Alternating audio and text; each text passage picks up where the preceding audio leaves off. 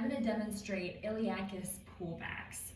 So your iliacus muscle sits inside of your pelvis, your hip bone there. So think of your iliopsoas, so your hip flexor. So you have your psoas and your iliacus, and they kind of form that iliopsoas muscle. So we are going to be working on pulling back your thigh. So you're going to think of, you have your femur as your thigh bone, and the head of your femur is the ball and your ball and socket joint of your hip. And so often what happens is, this is especially in postpartum women, but also in other people too, you don't have to be postpartum, our femur shoves forward in that hip socket. So if you've ever experienced pinching in the front of your hip, or just butt pain can come from this, tightness of the deep hip rotators, just pinching, hip flexor tightness and pain in the front of the hip, all those kinds of things. One thing that can help it is pulling that hip back in the socket so it's more centered. Okay, and then along with that, we need to make sure we have proper range of motion and strength of all the muscles, the glutes specifically around the hip joint, to make sure it has proper function. But this is a start in getting that proper movement of the hip. So you're gonna lie down next to a wall. Okay, your feet are gonna be against the wall. I've got this foam roller here between my knees.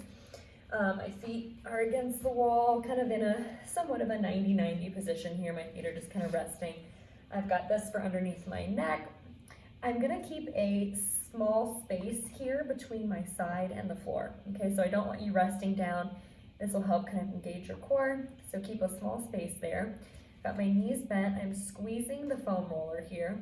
So try to keep your hip flexors relaxed. So a lot of times I have to tell people, or just have them do this, but pinch the front of your hip to keep your hip flexors from turning on here. And same thing with the glutes. The butt should also stay relaxed. So a lot of people, when they start to do this exercise, their deep hip rotators that sit back here, kind of near your sits bone, they want to turn on to prevent you from being able to pull that femur back in the socket where it's supposed to be. Okay, so try to keep glutes relaxed, hip flexors relaxed. Okay, keep that space here between your side and the floor. Okay, so if you need more of a towel or a pillow, you can rest whatever's comfortable. Just the more you can be relaxed and comfortable in the position, the better able you're going to be able to do this exercise properly. So you are going to gently squeeze the foam roller, and then I am sliding my hip straight back. Okay, and then I'm coming forward. And again, it's easy to lose this space down here, so I tend to do that. You need to just kind of check in with yourself with each rep and make sure hip flexors are relaxed. So I'm going to squeeze my hip flexors while I do this next rep. Squeeze the foam roller, pull my hip straight back. And you should feel an opening kind of in the back of that hip butt area as you slide that hip straight back.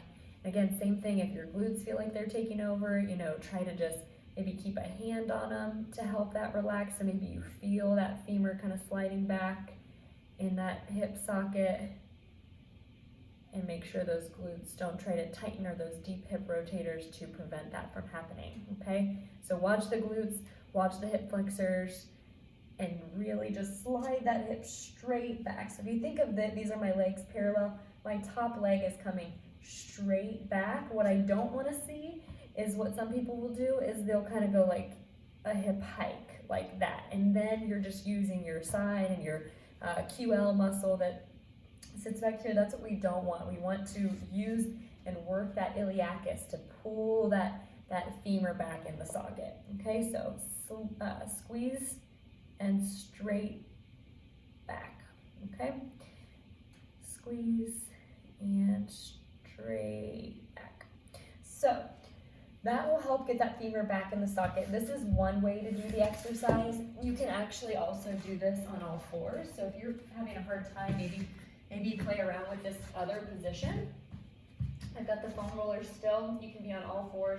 Same thing here. You're squeezing and then kind of sliding that hip back. So again, not hiking, not like this. Okay, we're squeezing. My foot doesn't leave the floor. Okay, you're just sliding that hip back in the socket. So you might find this is even more challenging, or it might be easier for you. So everybody kind of has a different, feels things differently in different positions. You can also pinch your hip flexor here, squeeze the foam roller, and slide that femur back in the socket and feel for an opening, okay? So again, check in with your glutes relaxed, hip flexors relaxed, same thing in this position. You're squeezing and just trying to slide that femur straight back to open up that hip space.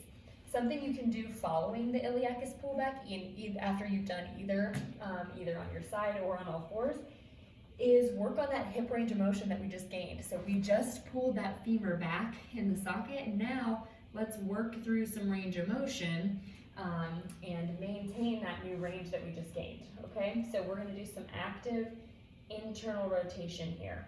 So I'm doing both legs here, even though I know I just only demonstrated my left for the iliacus pullback, but I'm just sliding my foot out, my knee stays down, and working on internal rotation at that hip joint. Okay, so this is good to do, maybe just 10 to 15 reps following the iliacus pullback to use and work in that new range of motion. So give that a try. It can be very challenging. Make sure you continuously are checking in to make sure if you're on your side, you're keeping that space there, hip flexors relaxed, glutes relaxed, and you really should be feeling an opening in the back of that hip, but it should feel like a good release.